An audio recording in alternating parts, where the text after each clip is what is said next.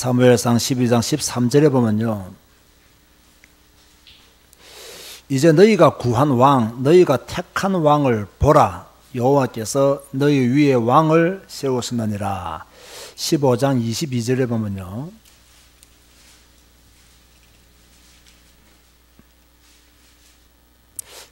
사무엘이 이르되 여호와께서 번제와 다른 제사를 그의 목소리를 청종하는 것을 좋아하심같이 좋아하시나이까? 순종이 제사보다 낫고 듣는 것이 순양의 뭐보다 나으니? 기름보다 나으니 라고 사무엘상에서 이야기를 하고 있습니다. 자, 지난주에 무엇을 배웠죠? 룻기를 배웠죠. 복습 한번 해볼까요? 잘 기억하고 있는지. 다 요즘은 까마귀를 많이 삶아 드셔가지고 들으면 잊어버리고 들으면 잊어버리고, 저도 그런 경향들이 많이 있는 것 같습니다. 나오미의 남편은 누구죠? 엘리멜렉. 나오미의 남편은 누구라고요?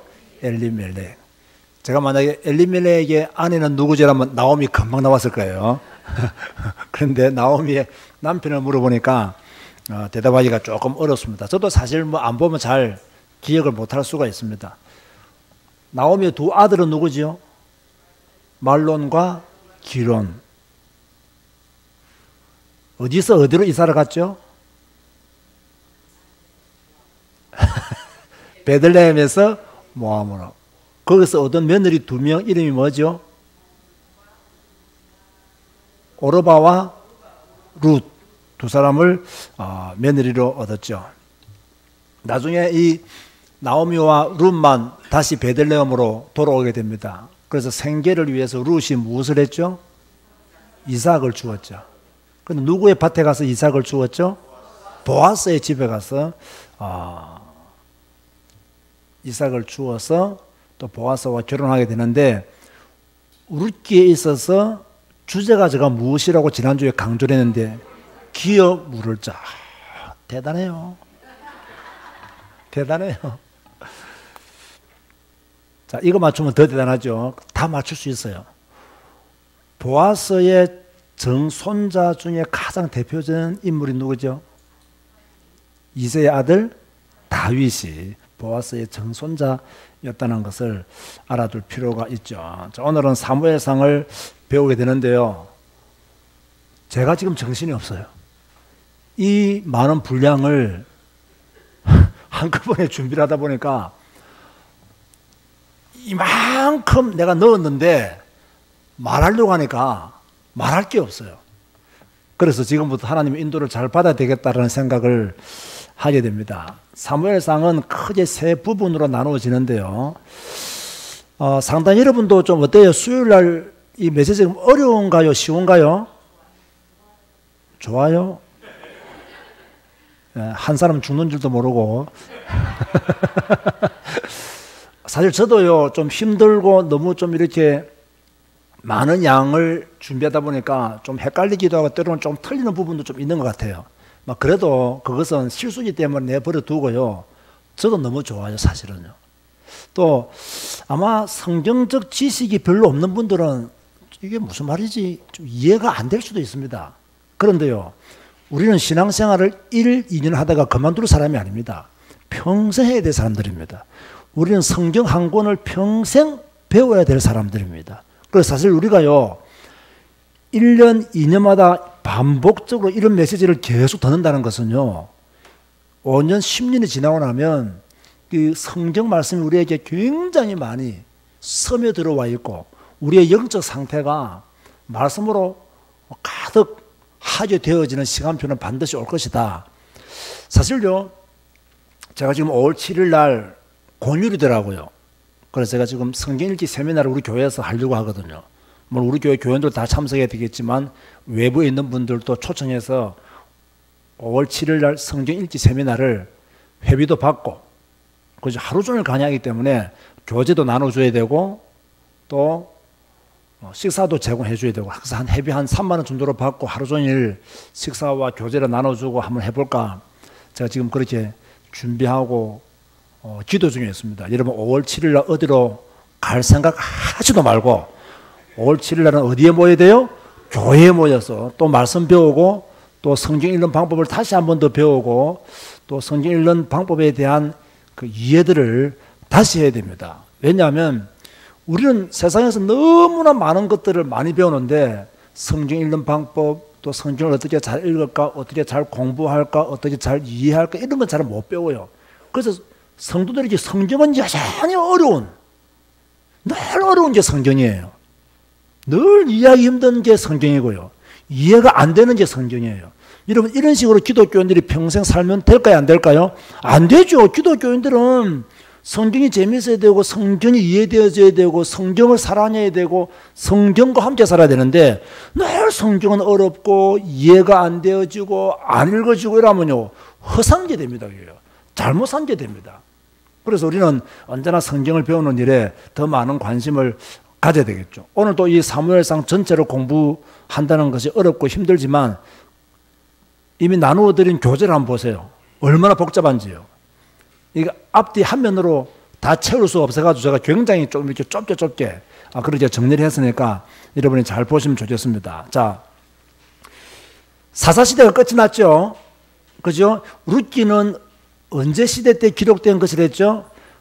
사사시대의 일을 기록한 것이고 다윗 왕 때 기록한 것이 룻기라고 제가 그렇게 말을 했습니다. 그래서 사사들 중에서 마지막 사사가 누구냐? 누구예요? 사무엘이 마지막 사사입니다. 마지막 사사. 그럼 이 사무엘이 어떻게 등장하게 되었는가? 사무엘의 어머니가 누구예요? 한나의 남편은 누구죠? 엘가나. 그죠? 엘가나. 이 정도는 이제 우리가 충분히 알고 있는 이름들이죠. 이들에게 한나와 엘가나의 관계 속에서 아이가 있었어요? 없었어요? 없었죠. 그래서 한나가 이걸 한우로 품고 기도하는 가운데 응답으로 받은 사람이 누구죠? 사무엘이었어요. 그죠? 서원하여서 기도하죠. 주의 여종에게 아들을 주시면 내가 그의 평생에 그를 여호와께 드리고 아들을 주시면 여호와께 드리고 삭도를 그의 머리에 대지 아니하겠나이다. 그런데요 1장 12절에 보면 시간 없어서 넘어갑니다. 이건 지금 볼 시간 없기 때문에 그가 여호와 앞에 오래 기도하는 동안에 엘리가 그의 입을 주목한 절. 여기서 제가 강조하고 싶은 게 무엇일까요?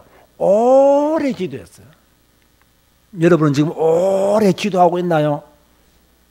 오래 기도 좀 하시기 바랍니다. 아시겠습니까? 오래 기도해야 돼요. 제가 나쁜 기도는 무슨 기도라고 했죠? 짧은 기도가 나쁜 기도였습니다. 그래서 우리가 뜻을 정하고 좀 이렇게 간단한 소원이 있다면 어떻게 기도해야 된다? 오래 기도해야 돼요. 한나처럼 오래 기도해야 돼요. 기도를 1분 만에 마치고 가면 안 좋은 거예요, 그거는요. 오랫동안 기도하는 그런 믿음을 가져야 되죠. 그러는 가운데 사무엘이 출생을 하게 되고 그 사무엘을 한나가 여호와의 성전에 드렸다는 것이 2장에 나오는 내용입니다. 그런데 이때 제사장이 누구였죠? 엘리 제사장. 엘리 제사장의 두 아들 이름을 알고 있나요? 홈니와 비나스. 이들의 행실이 어떠했다고 성경 기록하고 있습니까? 행실이 나빠 여호와를 알지 못하더라. 제사장의 아들이었는데 행실이 나빴어요. 그래서 오늘날 목사 아들들 중에서도 행실이 나쁜 아이들이 있을까요? 없을까요? 있어요. 그죠? 목사 아들이라고 다 행실이 좋다 생각하면 큰일 납니다. 그죠? 저도 뭐 아들만 둘이 키우는 사람으로서 참 자신할 수가 없어서 미안한데요. 어찌됐든 이 엘리의 두 아들은 행실이 나빠서 여호와를 알지 못하더라 그랬습니다. 행실이 나쁘면 여호와를 알지 못한 거예요. 그런데 이렇게 엘리의 두 아들은 행실이 나빠서 여호와를 알지 못했지만 태어난 사무엘은 점점 하나님의 은혜 가운데 성장하고 있었던 거예요. 이게 또 중요합니다. 그죠? 그 당시 엘리 제사장의 두 아들은 행실이 나빠서 여호와를 알지 못했지만 한나가 기도하여서 얻은 축복의 아들은 점점 여호와와 사람들에게 은총을 받아갔다라고 2장 26절에 그렇게 말씀하고 있죠. 그러는 가운데 하나님이 어느 날 사무엘을 부르십니다. 그죠? 그 하나님이 사무엘을 부르시니까 사무엘이 누구한테 갔죠? 엘리에게 갔죠. 엘리가 부르는 줄 알고 너무 어릴 때 하나님의 음성을 듣다 보니까 하나님인 줄 모르고 엘리 제사장에 가서 부르셨습니까? 아니, 안 불렀는데. 또 두 번째 부르셨습니까? 아니, 안 불렀는데. 이러는 가운데 엘리가 하나님이 사무엘을 부르시는구나. 그래서 가르쳐주세요. 이제 다시 한 번 더 부르면 종이 듣겠나이다. 말씀하시옵소서라고 말해라. 그래서 사무엘이 이제 하나님의 부르심을 받으면서 이스라엘의 지도자로 활동하기 시작함을 3장 19절에서 21절에 그렇게 이야기를 하고 있습니다. 그래서 우리가 잘 아는 사무엘상 3장 19절 한번 찾아볼까요? 잘 아는 말씀이죠. 중요한 말씀이죠. 사무엘상 3장 19절을 보면 이렇게 말씀하고 있죠. 한번 읽어볼까요? 시작. 사무엘이 사람의 여호와께서 그와 함께 계셔서 그의 말이 하나도 땅에 떨어지지 않게 하시니, 그만큼 하나님은 사무엘과 함께 하셨고 사무엘은 하나님께 사로잡힌 자가 되었고 하나님이 원하시는 것들만 사무엘이 행했다, 그 말입니다. 자, 이런 가운데 이제 형실이 나빴던 홈리와 비나하스는 죽게 됩니다. 뭐 때문에 죽었습니까? 전쟁에서 죽게 됩니다. 전쟁에서, 블레셋과의 전쟁에서 죽고 언약궤가 빼앗기게 되죠. 그죠? 그래서 엘리 가면 어떻게 됩니까? 홈리와 비나하스는 전쟁에 죽고 전쟁에서 죽었다는 이야기를 엘리에게 말하고 엘리가 이 말을 듣는 순간 뒤로 잡아쳐 버렸죠. 그 말이 무슨 말일까요? 조금 전에 내가 말했는데 실수로 언약궤를 빼앗겼다는 말을 듣고 이런 앉아있다가 뒤로 팔다 넘어져서 목이 부러져서 죽었다. 그렇게 성경에는 이야기하고 있죠. 이때로 말미암아 이제 사무엘이 이스라엘을 통치하게 되는 계기를 마련하게 되죠.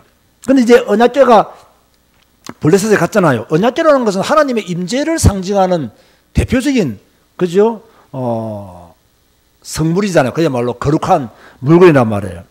이게 이제 블레셋에 빼앗기다 보니까 이 블레셋은 다곤을 섬기는 백성들이란 말이에요. 그 다곤 신전에다가 이 언약궤를 갖다 놨어요.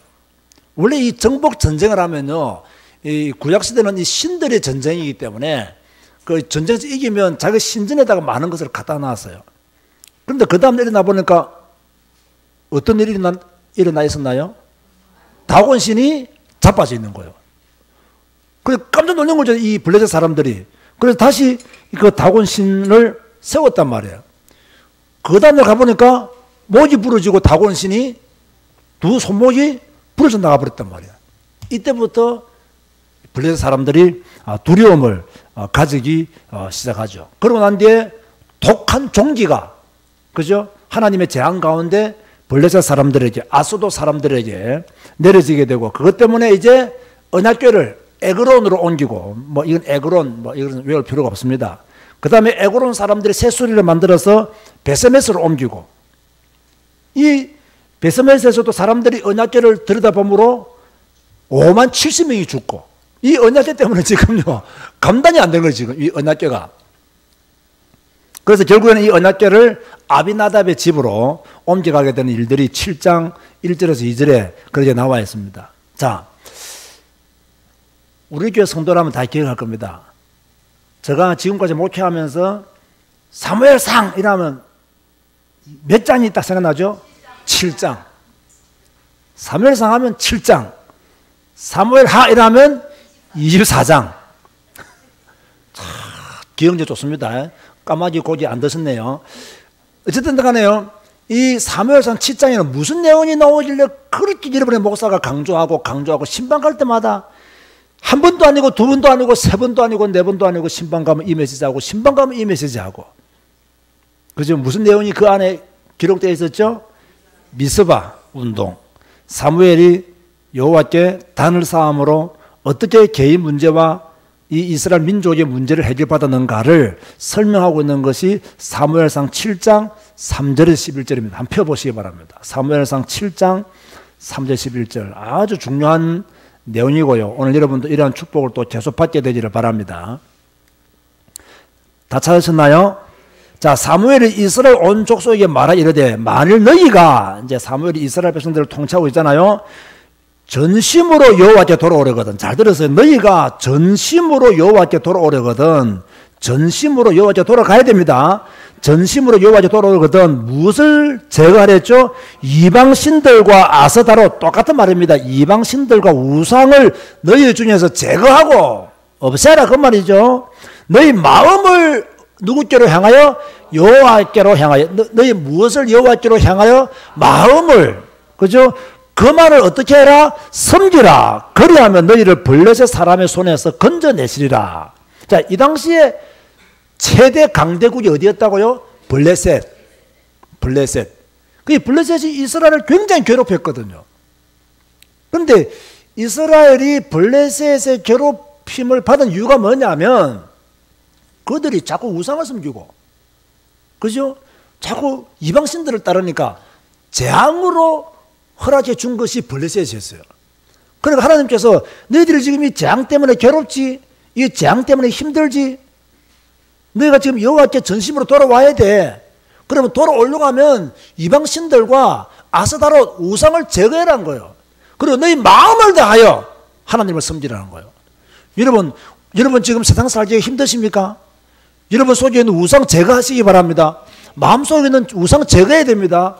무엇을 다하여 하나님을 섬겨야 된다고요? 마음을 다하여 하나님을 섬겨야 돼요. 무엇을 다하여? 마음을 다하여. 마음을 다하여 하나님을 섬겨야 돼요. 그러면 하나님께서 어떤 축복을 주신다고요? 블레셋을, 여러분을 지금 힘들게 하고 어렵게 만드는 블레셋을 하나님이 그 문제에서 구원해 주시겠다. 그렇게 말씀하고 있는 거예요. 이 말씀은 지금도 그대로 성취되는 말씀입니다. 7장 4절 이에 이스라엘 자손이 바알들과 아스다롯을 제거하고 여호와만 섬기느라. 이게 이런 결단에 남아야 돼요.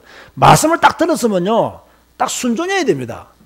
내가 전에 뭐라 했습니까? 하나님 말씀에 토를 달면 태클을 걸면 된다 안 된다? 안 된다 이거예요. 하나님 말씀이 순종해라면 순종하는 거예요.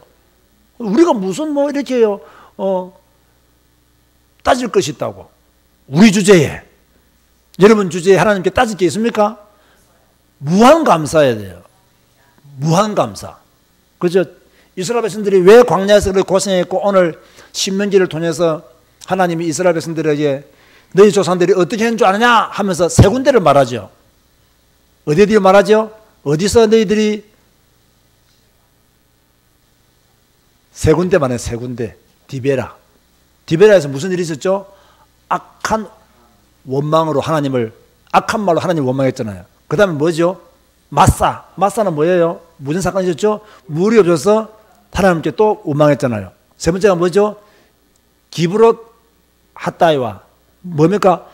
고기 좀 주세요. 고기 좀 주세요 하다가 하나님께 원망했던 사람들이 바로 이 이스라엘 사람들이에요. 그 이스라엘 사람들의 주특기가 뭐냐? 원망하는 거예요.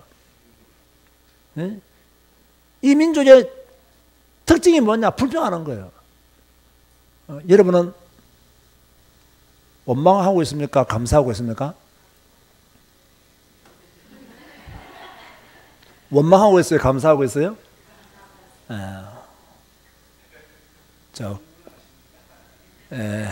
주님이 모른다고 말씀하십니다. 네 입으로 고백하라고 말씀하고 있습니다. 우리는 늘 감사해야 되는 거 사실. 근데 늘 감사한다는 게 실제로 쉬운 게 아니에요. 근데 왜 쉬운 게 아니냐? 불평할 거리가 많아서 쉬운 게 아니고요. 성경 말씀 따라 안 가기 때문에 쉬운 게 아니에요. 이 성경 말씀 따라가면 쉬운 거예요. 말씀 따라가면 쉬운 거예요. 근데 우리는 뭐 말씀 따라가지 않거든요. 내 기분, 내 감정 이런 거 따라가지. 그래서 우리나라 사람들은 기분에 의해서 죽고 살고를 결정하지 않습니까?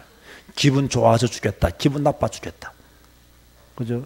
제가 오늘 학교에서 강의하면서 그런 말을 했습니다. 오늘날 사람들이 가지고 있는 문제는 진리의 문제가 아니다.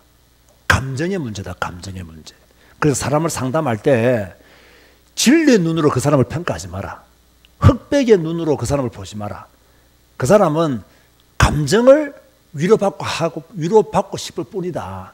근데 우리는 자꾸 진리의 문제를 가지고 네가 복음을 깨달았니 못 깨달았니, 복음으로 결론 났니 안 났니 하기 때문에 문제가 생기는 것이다. 그냥 그랬니? 뭐 그랬구나 하고 이해해주면 그걸 끝나는 거예요.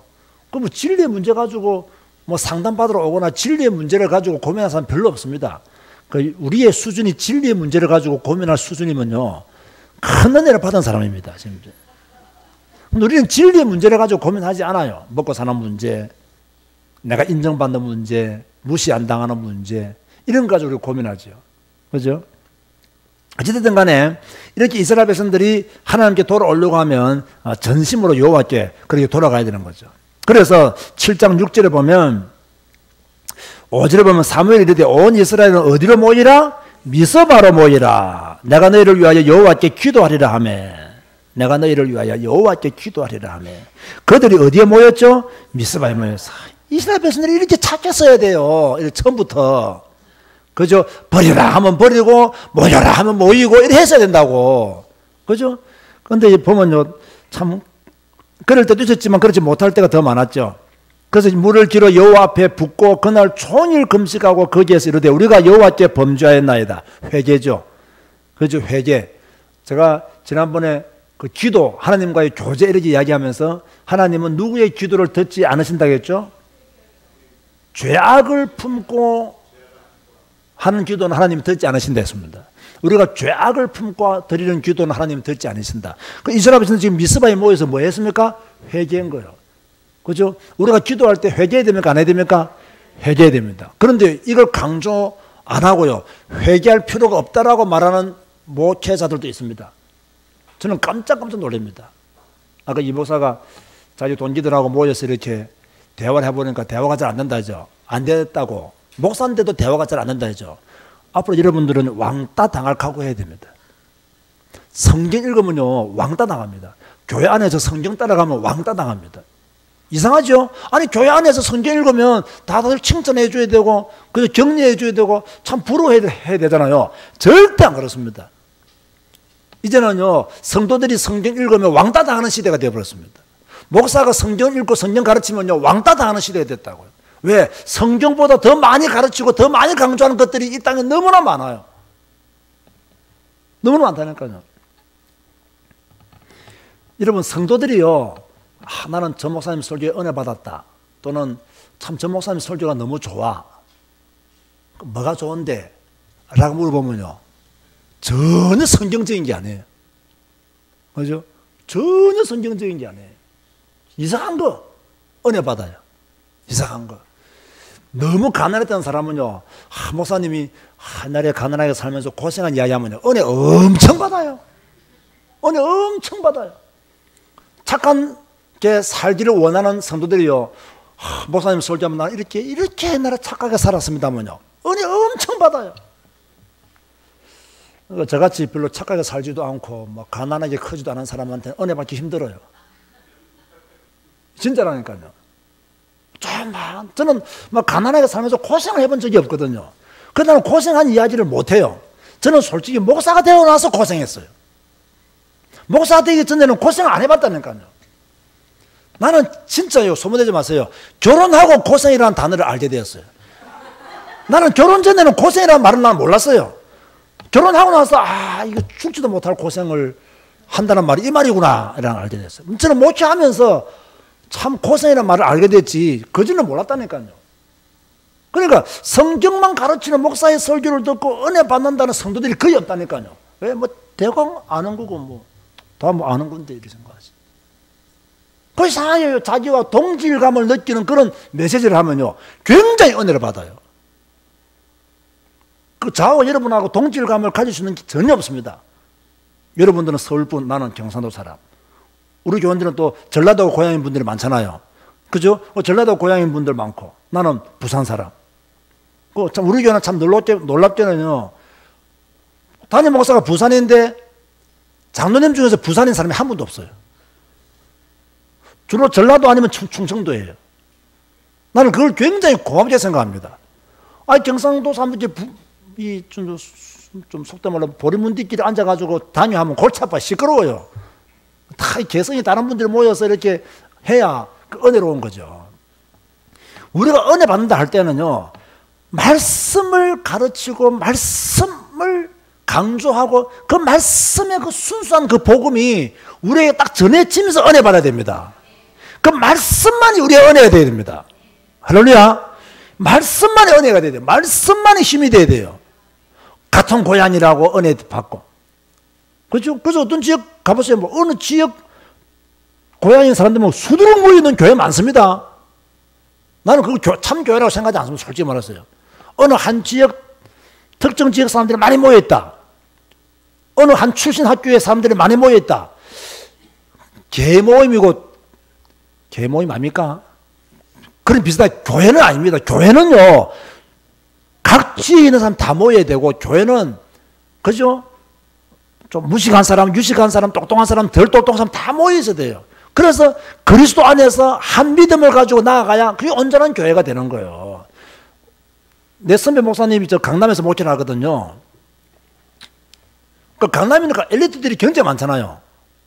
그죠? 그럼 뭐 부사들도 굉장히 많아요. 이 목사님은 늘 이렇게 자랑해요.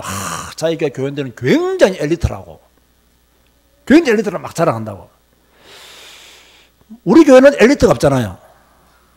제일 엘리트가 저잖아요. 그래도 박사학위 있는 사람 내 밖에 더 있냔 말이에요. 아, 우리 또 한민서 집사 있구나. 그죠? 뭐 제일 엘리트가 저단 말이에요. 그런데요, 그렇게 엘리트가 모여있다고 자랑하고 칭찬하는 그 목사님의 교회를 내가 잘 보면요, 목사님이 굉장히 시달려요. 누구한테? 엘리트 교인들한테. 우리 교인들은 목사를 시달리게 안 해요. 왜일까요?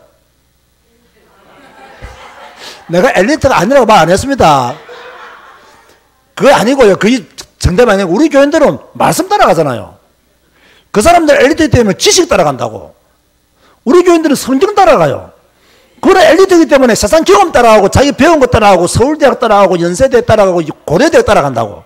우리 교회는 서울대도 없고, 고려대도 없고, 연대도 없어. 아, 연대도 있고, 지금 서울대학원 다니는 사람도 있고 다 있는데, 그거 따라가지 않는다, 우리 교회는. 세상과 다 내려놓고 뭐 한다고요? 말씀 따라가자, 우리 교회는요. 그러니까 목사를 힘들게 하지 않는다고요. 이게요, 엄청난 차이입니다. 엄청난 차이예요. 미스바에 모이는 거예요. 그래서 뭐 했습니까? 기도하는 거예요. 기도한 거예요. 그죠? 8절 보면요, 이스라엘 자손이 사무엘에 이르되 당신은 우리를 위하여 우리 하나님 여호와께 쉬지 말고 부르짖어 우리를 블레셋 사람들의 손에서 구원하시게 하소서 하니, 사무엘이 전 먹는 어린 양 하나를 가져다가 온전한 번제를 여호와께 드리고, 온전한 번제를 여호와께 드리고 이스라엘을 위하여 여호와께 부르짖으며 여호와께서 응답하셨더라. 번제를 드리고 피를 뿌리고 그 말입니다. 그죠? 그리고 여호와께 부르짖으며 여호와께서 응답하셨더라. 이게 왜 중요하냐? 제가 그랬잖아요. 기도 중에서 가장 훌륭한 기도는 무슨 기도다? 예배 기도입니다. 예배 기도. 여러분 집에서 혼자 하는 기도도 중요한 기도지만, 피를 뿌리고 여호와께 부르짖는 기도, 예배 시간에 부르짖는 기도, 여러분 개인이 기도하는 것도 중요하지만 교회에 함께 모여서 예배 시간에 기도하는 기도는 능력의 기도라고 지금 그렇게 말하고 있는 거예요. 참 중요한 겁니다, 여러분. 그 여러분 예배 기도 너무 중요하다는 걸 아시고 기도에 승리하시기를 바랍니다. 이렇게 사무엘이 번제를 드릴 때 10절에 보니까요, 블레셋 사람이 이스라엘과 싸우려고 가까이 오매 그날에, 번제를 드리는 그날에, 여호와께 부르짖었던 그날에 여호와께서 무슨 일을 행하셨느냐? 블레셋 사람들이 무엇을 바라요? 큰 우레를 바라요. 그들을 어지럽게 하시니 그들이 이스라엘 앞에 패한지라. 여러분, 북한과 미국이 싸우면 누가 패하겠어요? 북한이 박살나는 거예요. 그런데 미국이 박살났다 그 말입니다. 지금요. 그 당시에 최대 강대국이었던 블레셋이 이 보잘것없는 이스라엘에게 박살났다는 이야기예요. 박살났다는 이야기예요. 왜? 누가 도우셨기 때문에? 하나님이. 언제 도우셨다고요? 번제를 드리고 여호와께 부르짖을 때. 여러분이 예배 드리면서 드리는 기도, 능력 있는 기도가 될 줄 믿으시기 바랍니다. 그게 능력 있는 기도입니다. 정말 능력 있는 기도예요. 자, 우리가 이런 믿음을 가지고 늘 예배를 드리고요, 또 예배를 통해서 하나님께 영광 돌려야 될 줄로 믿습니다. 이러는 가운데 이제 사무엘이 이제 점점 힘을 잃게 되고, 이제 이스라엘 백성들은 사무엘에게 왕을 세워줄 것을 요구합니다. 그게 이제 8장 1절에서 15장 35절까지의 말씀인데요, 자, 퀴즈. 그럼 왜 왕을 세워달라고 요구했을까요?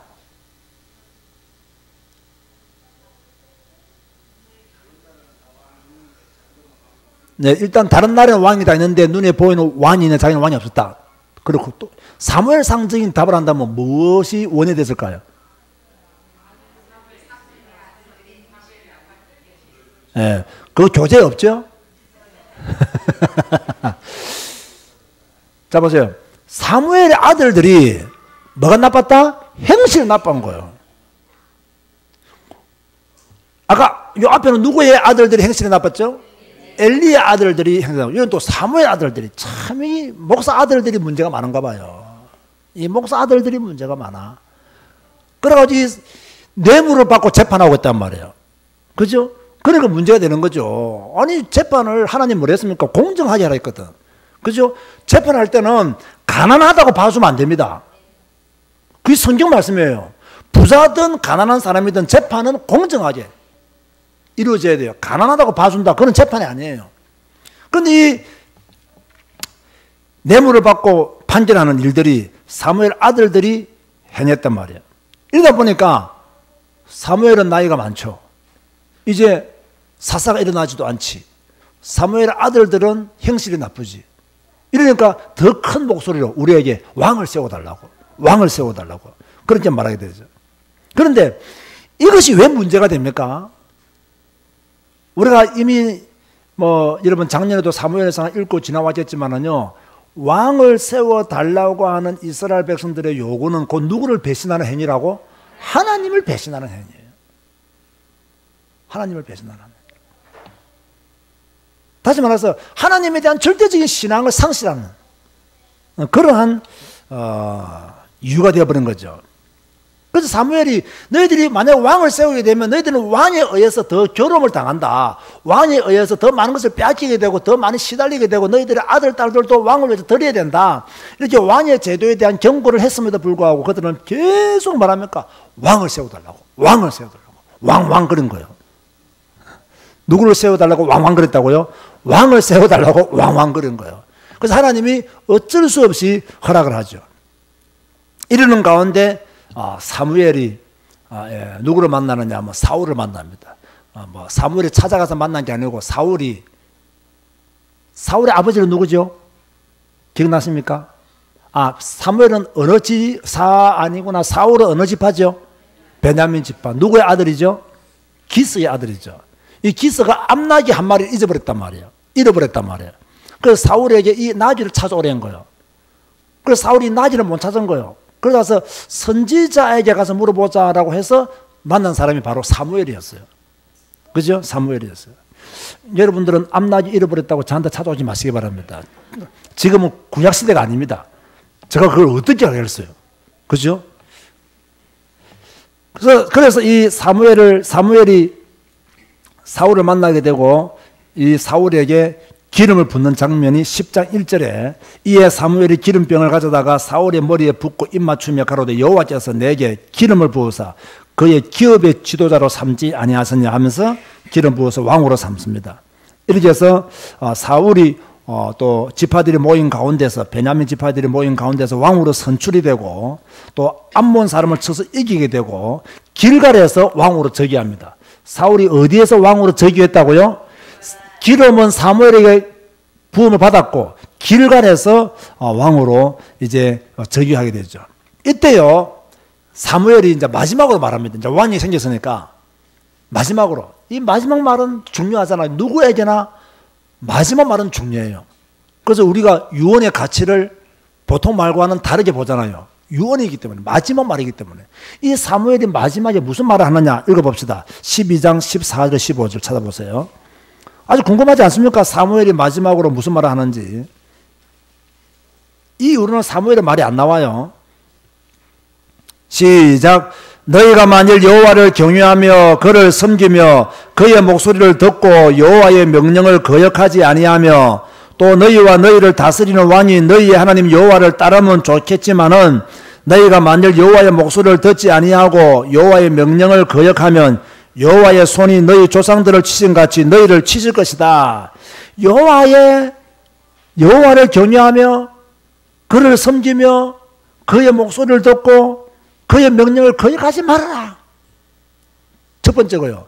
두 번째, 거역하면 뭡니까? 너희 조상들처럼 하나님이 너희들을 치실 것이라는 거예요. 치실 것이라는 거예요. 성경은요, 언제나 답이 간단합니다. 하나님의 말씀에 순종하면 복이고 불순종하면 화입니다. 순종하면 하나님이 역사해 주시고 불순종하면 재앙 내려버립니다. 그죠? 그래서 우리는 그걸 잘 알아둬야 되죠.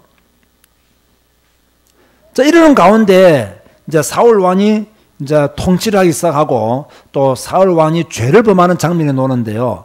이제 사울이 이제 그 당시에 블레셋과 많은 전쟁을 하게 되고 이기게 되죠. 그런데 이 블레셋과 전쟁할 때에 사울이 했던 실수가 있죠. 그게 뭐죠? 무슨 실수를 했죠?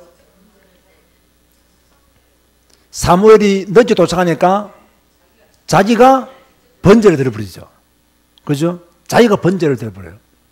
번제는 누가 드릴 수 있죠? 제사장.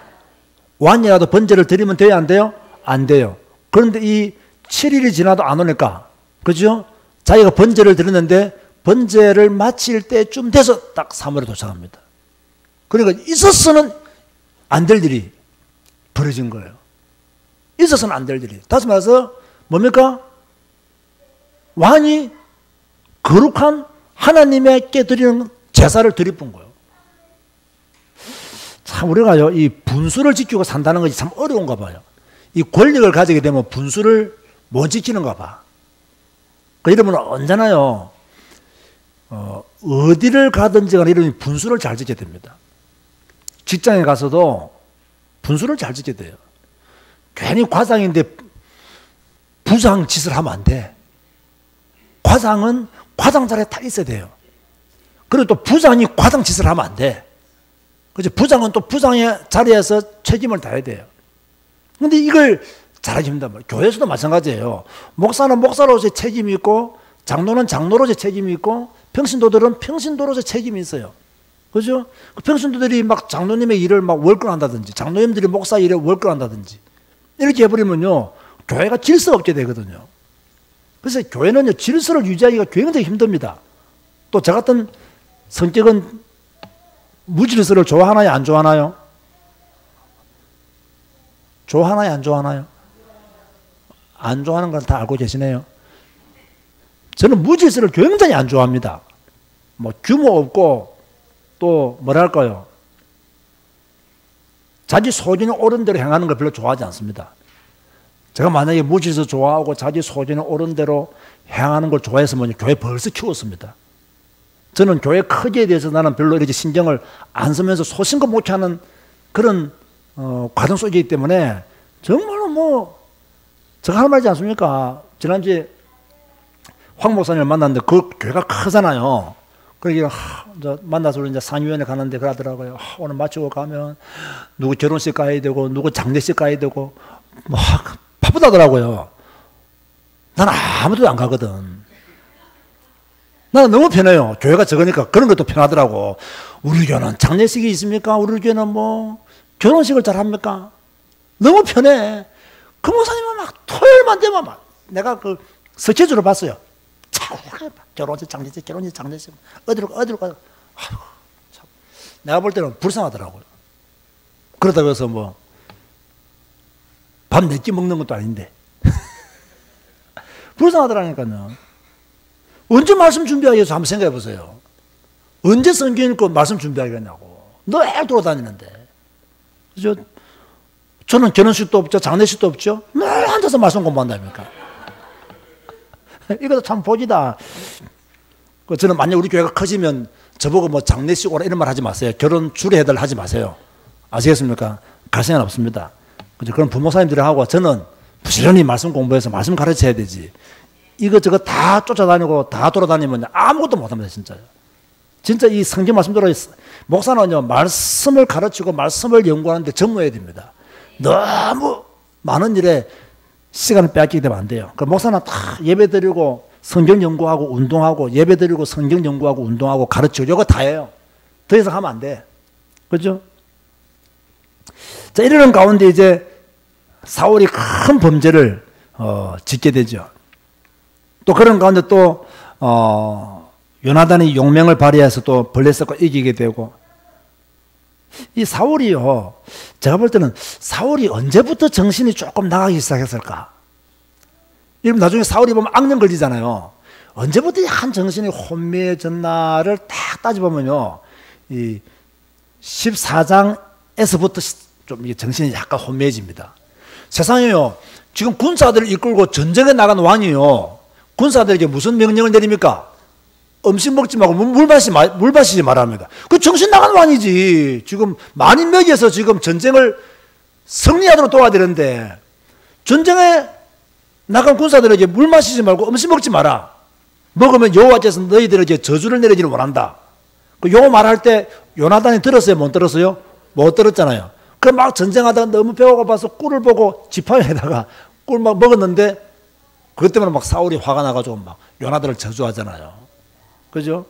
참 이때부터 아마 사울이 약간 맛이 가기 시작한 것 같아요. 약간 맛이 가기 시작했어요. 그런데 저는 사울이 아말렉을 쳐서 이기죠. 이길 때 기억나시나요? 아말렉과의 전쟁에서 이길 때 하나님이 뭐라고 말씀하셨죠?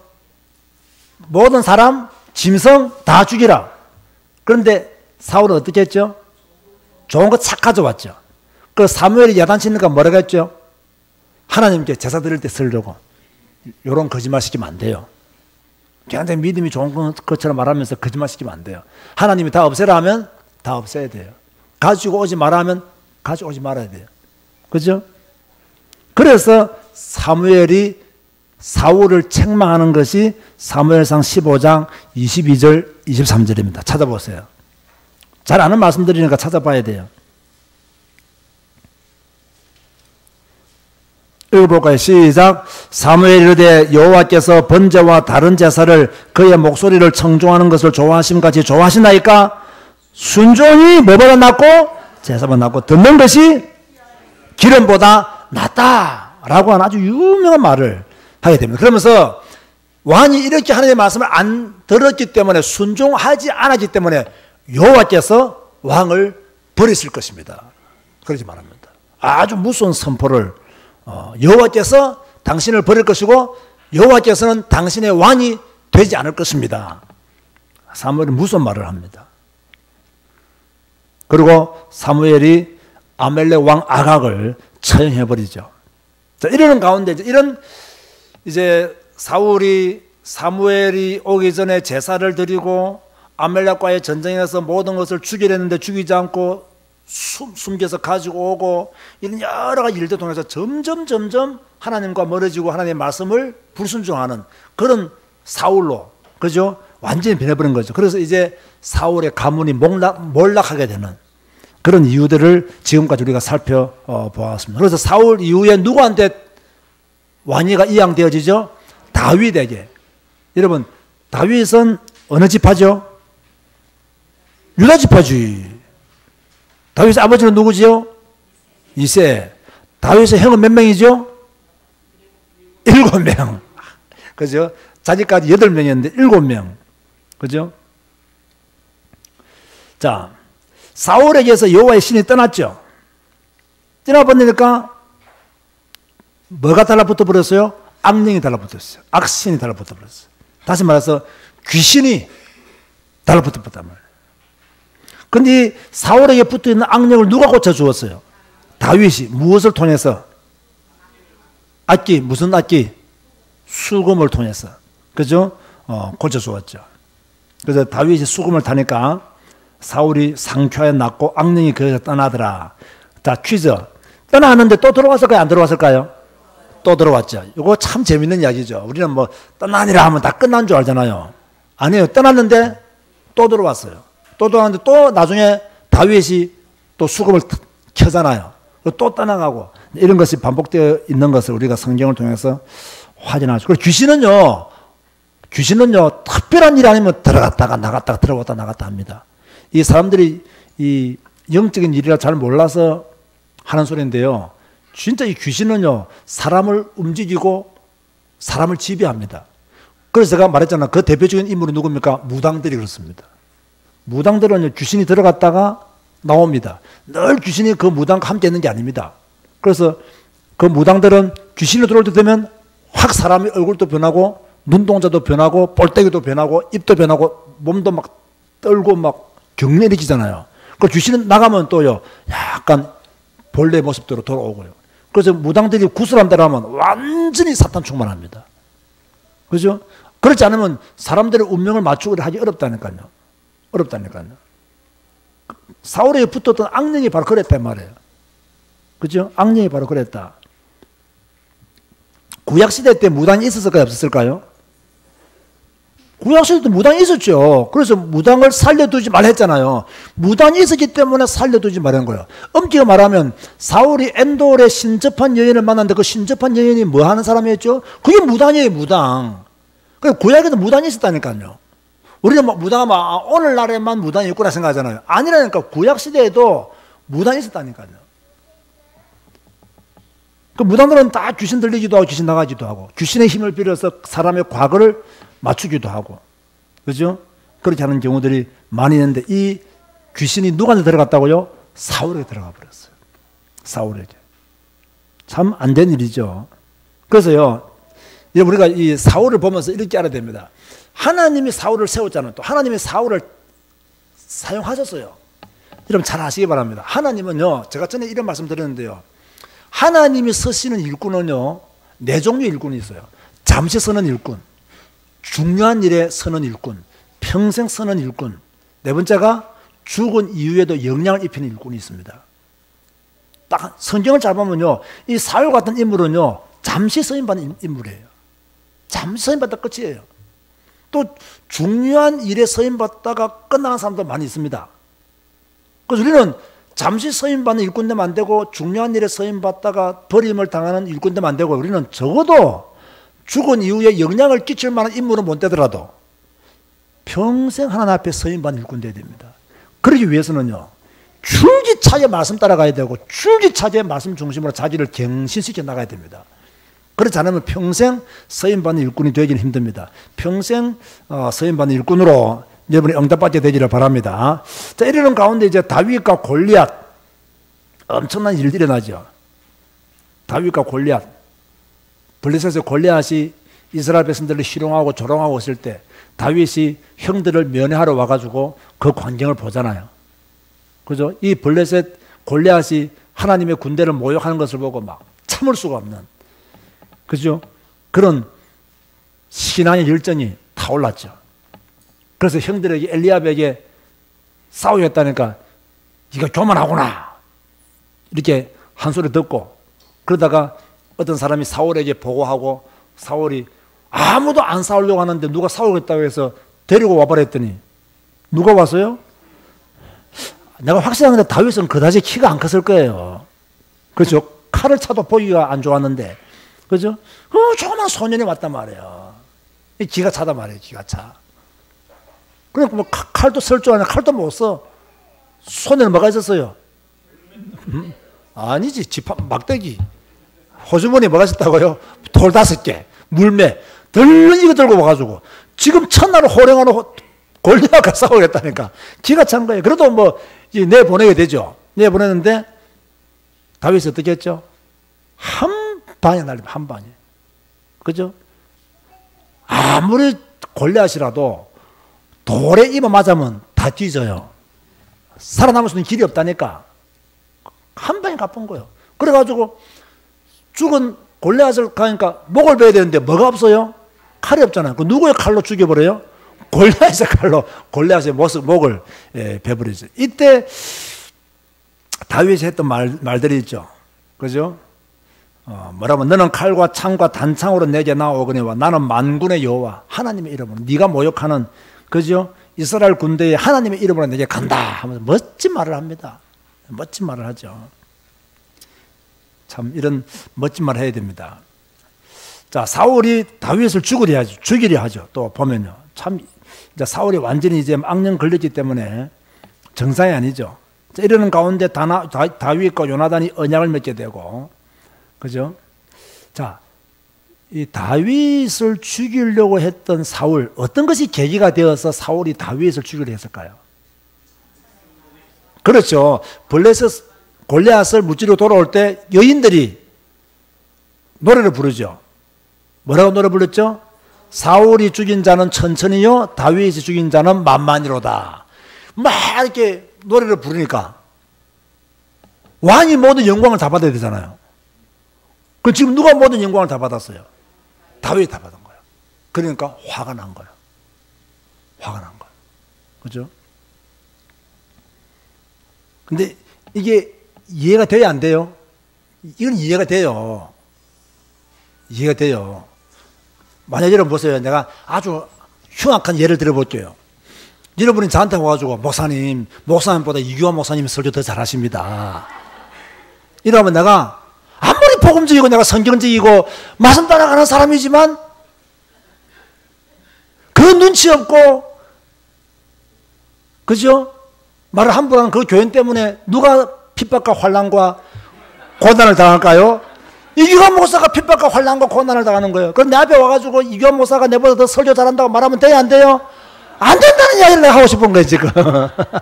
지금 다윗과 사울이 지금 그런 관계에 있었다는 이야기예요.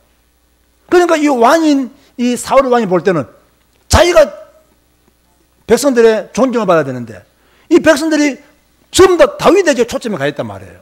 이러니까 화가 났다. 심히 화가 났다. 손기에 걸지 말고 사울이. 참 그래서 이런 일이 없어야 되는데 현실적으로 일어난 거죠. 사람은 어쩔 수 없잖아요. 자질을 높이면 다 좋아하지만 다른 사람 높이면 싫어하잖아요. 그리고 요즘 여러분을 높이는 사람이 있어요, 없어요? 없기 때문에 자기 PR 시대라고 하는 거예요.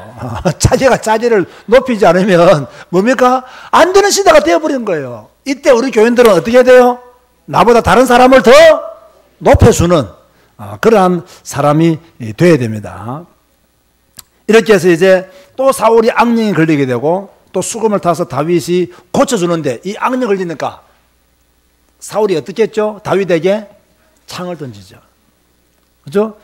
그런 가운데서도 복잡하게 또 되어지는 가운데서도 다윗이 사울의 사위가 되고 또 블레셋가 싸우게 되고 또 악령의 역사로 또 다윗을 죽이려고 하고. 이래 보세요. 악령에 사로잡히면요 정상적인 사람이 될 수가 없어요. 딱 귀신에 잡혔다. 정상적인 사람이 안 돼요. 눈도 확 돌아가는 것은요 당연한 거고요. 삶이 무너지는 것은 당연한 거고요. 이상한 짓을 하는 건 당연한 거예요. 당연한 거예요. 그래서 여러분 어떤 면에서는 큰 틀에서요, 큰 틀에서 이 큰 틀을 벗어나는 수많은 행위들 중에서는 정신과 의사들은 정신 문제라고 하지만 목사가 볼 때는 귀신의 역사로 말미암아 큰 틀에서 벗어나는 행위를 하는 사람들이 많아요. 이게 이제 목사와 정신과 의사가 보는 관점의 차이거든요. 정신과 의사들은 무조건 뇌에 문제가 와가지고 정신에 문제가 와가지고 이 사람이 살인을 했다, 이 사람이 도둑질을 했다, 이 사람이 도박을 했다, 이 사람이 알코올 중독에 빠졌다고 말합니다. 물론 그 말을 들어야 되고 또 옳은 부분이 있어요. 그러나 목사가 볼 때는 이 사람이 귀신에 사로잡혀서 도박하는 경우도 있어요. 목사가 볼 때는 악령에 시달려서 알코올 중독에 빠진 사람도 많습니다. 많아요. 그 실제로요 귀신을 처방했더니 정신이 온전해졌다라고 마가복음 5장에 말씀하고 있잖아요. 귀신을 딱 처방했더니 그 사람의 정신이 돌아오는 거예요. 저도 옛날에 마산서 무당초에서 막 목회했잖아요. 제가 이 무당들한테 전도를 많이 했잖아요. 지금도 저는 뭐 카톡에 뭐 돌아온 무소진들하고 제가 계속 이렇게 이야기를 하고 제가 이렇게 메시지를 주고 자기들이 받고 이러고 있는데 이분들 중에서요 그런 분들이 많았다는 이야기죠. 그래서 이 귀신 딱 사로잡히면요 그냥 술을 밥처럼 먹어요. 밥처럼 먹어요. 뭐 술도 적당히 먹어야 되지. 몸을 해치지 않을 정도로 먹어야 되지. 술을 밥처럼 먹으면 안 되거든요. 그 제가 전에 말했잖아요. 제가 마산사 목회할 때 어느 한 사람은요 내가 이렇게 가서 예배 들어가면요 술 냄새가 엄청 많이 나요. 그런데 자기는 일주일 동안 술을 안 먹었다 하거든요. 그런데 술 냄새가 엄청 많이 나요. 그럼 일주일 동안 술을 안 먹었다는 말이 거짓말이냐? 진짜예요. 그런데 위 자체가 술에 찌들린 거예요. 그래서 술 냄새 나는 거예요. 지금 그 사람 장로되어 있잖아요. 장로. 그 교회 장로되어 있잖아요. 제가 마산서 개척했던 교회 장로되어 있잖아요. 그리고 뭡니까? 딱 말씀으로 영적으로 힘을 주고 악한 영역에 떠나가 보니까 이 사람이 온전해져 버린 거예요. 온전해져 버린 거예요. 지금 사울이 지금 악령에 걸려버리니까 판단할 수 있는 능력이 없는 거예요. 심지어 다윗의 집으로요, 다윗을 죽이려고 자객을 보내고요, 다윗이 사무엘 집으로 피하니까 사무엘 집으로 자객을 보내서 다윗을 죽이려고 했죠. 이때마다 누가 다윗을 도와주죠? 요나단. 참 이상합니다. 아버지는 다윗을 죽이려고 하는데 아들 요나단이 다윗을 살려주고 딸 미갈이 다윗을 살려주고 그런 장면들이 계속해서 나오고 있죠. 이렇게 하면서 이제 다윗이 도피 생활을 하게 됩니다. 조금만 더 보겠습니다. 시간이 많이 지났지만 다윗이 제사장 아히멜렉을 방문하여 거룩한 떡을 먹고 골리앗의 칼을 가져가죠. 다윗이 가드에서 미친 척을 하고요, 아둘람 굴에 피하고요. 그죠? 나중에 이 아히멜렉이 다윗을 도운 것 때문에 죽임을 당합니다. 그죠? 도액이 고발해가지고 노업 제사장 85명이 학살을 당하고요. 또 다윗이 거일날 주민을 구해줬지만 거일날 주민들이 다윗을 배반하고요. 여러분 인생 살면서요, 여러분이 도움받은 사람들한테 배반하지 마세요. 그거 옳은지 압니다. 그거요. 그죠? 여러분이 한때 잘 지냈던 사람들하고 완전히 덩치지 마세요. 그거 좀 어리석은 짓입니다. 사람은요 다 만나게 돼 있어요. 언제 어디서 만날지 못해요. 그래서 사람은요 만날 때도 중요하지만 헤어질 때가 더 중요해요. 헤어질 때 더 아름다운 모습을 가져야 돼요. 그죠? 아름다운 모습을 가져야 돼요. 거일날 주민을 목숨 걸고 도와줬더니 거일날 주민들이 다윗을 배반하잖아요. 사울이 계속 다윗을 추격합니다. 그래서 다윗이 엔게디 굴에서 사울을 살려주죠. 그죠? 살려준 이유가 뭐죠? 왜 다윗이 사울을 죽일 기회에서 살려주죠? 여호와께서 기름 부은 종이기 때문에 그 이유 하나 때문에 살려줍니다. 자, 그러다가 사무엘이 죽고요. 나쁜 부자 나발 기억합니까? 나발 기억나는 게 있습니까? 왜 나쁜 부자였죠? 다윗이 그들의 양과 목자들을 돌봐주는데 이 품성이 안 좋은 이 불량배 같은 나발이 뭡니까? 다윗이 물과 음식을 조금 도와달랬을 때 모른 척하죠. 그래서 이때 다윗이 이 나발을 죽이려고 할 때 누가 정신 차리고 물과 음식을 갖다 줍니까? 그의 아내 아비가일이. 그죠? 그래 보면 참 여자들이 똑똑한 것 같아요. 남자들보다. 그래서 참 놀라운 건 여러분 성경 다음에 보시면 아시겠지만요, 나중에 이 아비가일이 말하거든요. 나발한테 내가 왜 다윗에게 음식과 물을 갖다 주었느냐, 내가 음식과 물을 갖다 주지 않았으면 다윗이 우리 가문을 우리 집안을 다 죽일 뻔했다. 그러니까 그 말 듣고 충격받고 죽어봅니다. 참 이상하죠.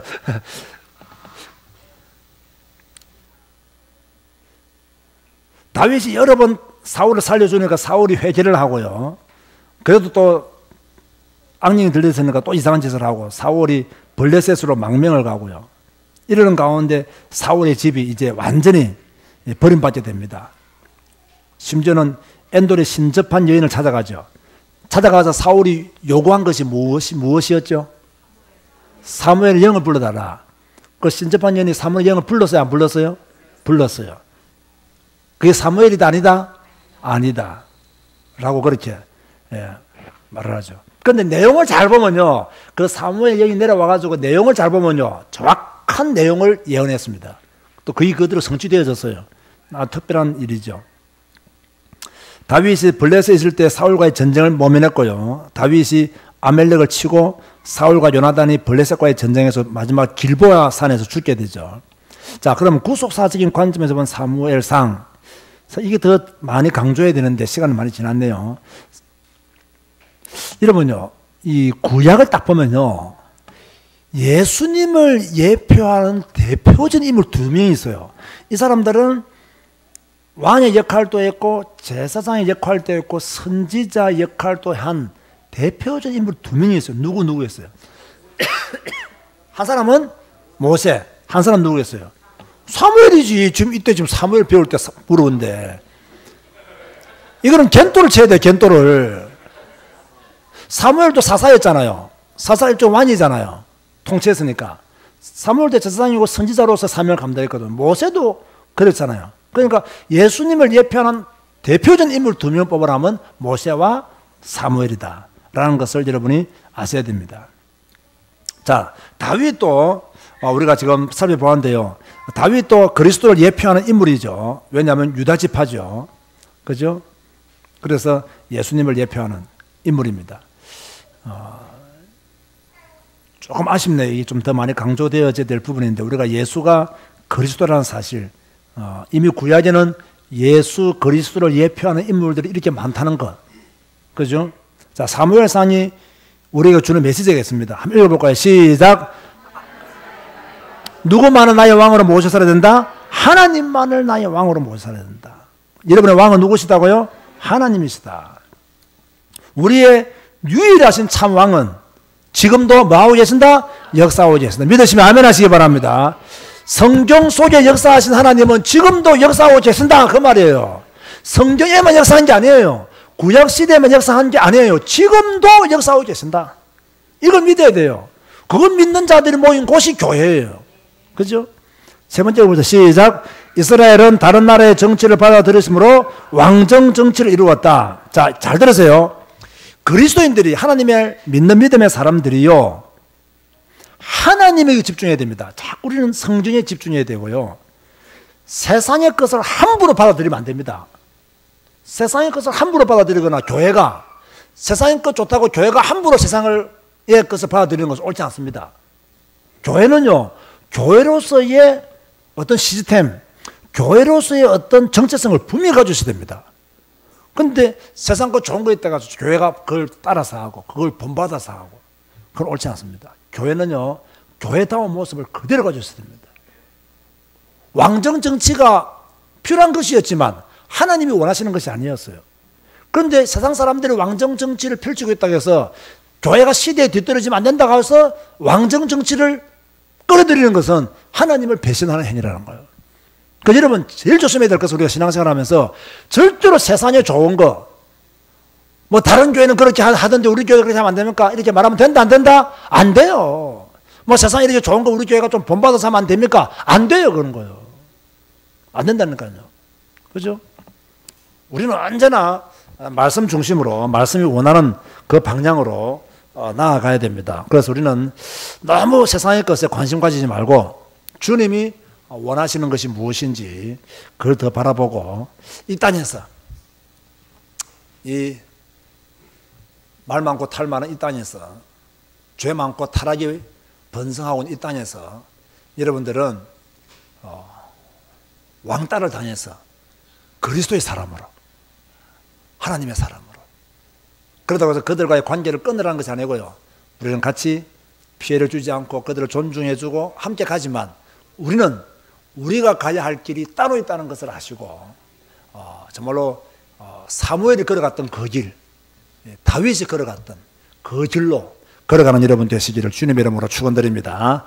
주님 감사합니다. 오늘도 우리에게 사무엘상을 통해서 말씀을 주셔서 감사합니다. 한나처럼 오래 기도하게 하여 주옵시며, 또 모든 우상을 버리고 여호와께 전심으로 돌아가게 하여 주옵시며, 또 어린 양 하나를 잡아서 번제를 드릴 때에 블레셋이 추방되었던 것처럼 우리가 예배하며 기도할 때에 우리의 원수들이 추방되어지는 역사가 일어나게 도와 주옵소서.